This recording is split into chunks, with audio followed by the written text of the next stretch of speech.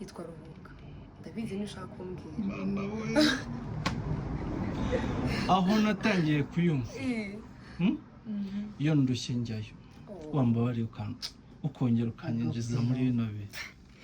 Garura ibyiringiro byo kubaho, ingabo z'ijuru ntizakuvaho, umugaba wazahora gutekerezaho, kuko ari uburyo waguye azaguhagurutsa mwisunge. Garura ibyiringiro byo kubaho, ingabo z'ijuru ntizakuvaho, umugaba wazahora gutekerezaho, kuko ari uburyo waguye azaguhagurutsa mwisunge.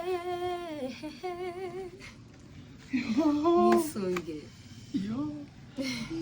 Oya mbabarira ugerekeye ijambo kubera iki uyu muntu agomba kumwisunga?